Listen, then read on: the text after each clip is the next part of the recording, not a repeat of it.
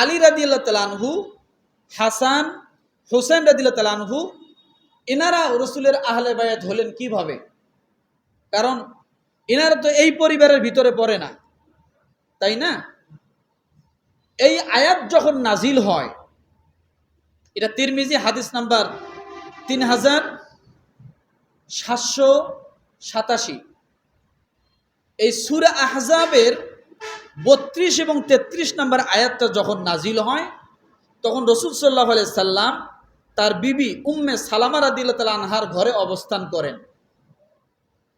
এই সময় এই দুইটা আয়াত নাজিল হয়। সুবহানাল্লাহ বলেন। কি নাজিল হয়?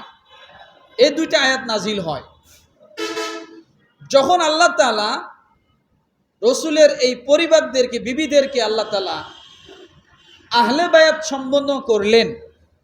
তখন রসুলের গায়ে একটা কালো চাদর ছিল। কি ছিল? তখন রসুল দেখলেন যে আল্লাহ আহলে বায়াত বলে সম্বোধন করলেন, তাহলে বিশেষ মর্যাদা এরা হবে। ওই সময় হাসান রাদিয়াল্লাহু তাআলা আনহু রসুলের দিকে অগ্রসর হচ্ছেন। সঙ্গে সঙ্গে রসুল কি করলেন? তার ওই কালো চাদরটা রসুল এইভাবে মেলায় ধরলেন। সুবহানাল্লাহ বলেন। আরো জোরে বলেন। রসুল চাদরটাকে মেলিয়ে দিলেন।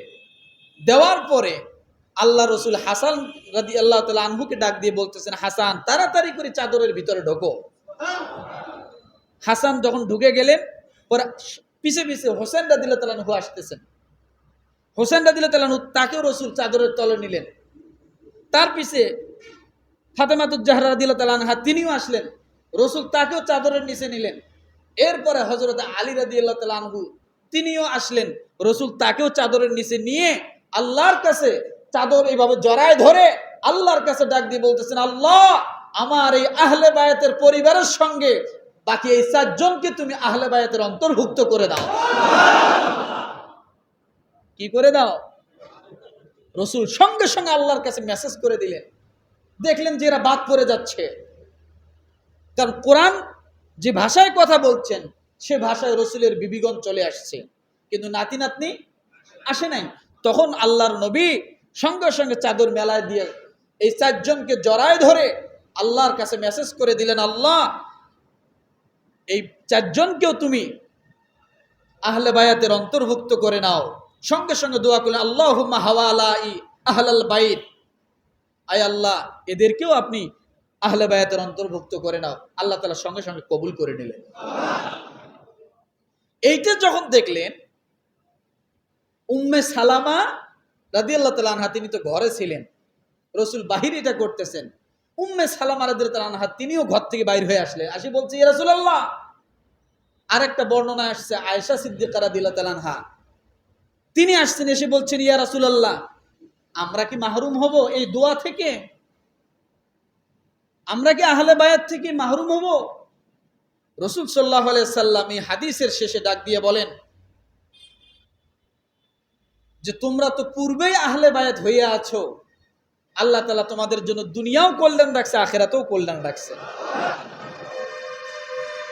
আমার ভাইরা, আজকে এই নবীর স্ত্রীদেরকে আহলে বায়াত থেকে বাদ দেওয়া হয়, অথচ যাদের জন্য আয়াত নাজিল হলো তাদেরকে বাদ দিয়ে শুধুমাত্র আহলে বায়াত এখন আমরা নিচ্ছি এই 4 জনকে, মোট 5 জন।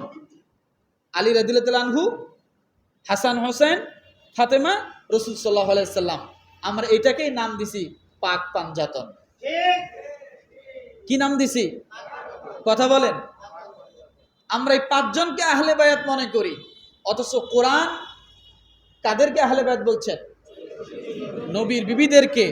আর রসুল যখন দেখলেন এরা বাদ পড়ে যায়, তখন রসুল কি করলেন? আল্লাহর কাছে এদেরকে চাদরের তলে নিয়ে দোয়া করে ওই আহলে বায়াতের অন্তর্ভুক্ত করলেন।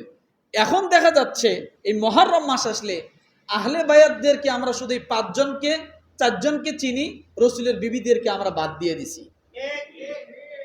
অথচ তাদের জন্যই কিন্তু কোরআনের আয়াত কি হয়েছে?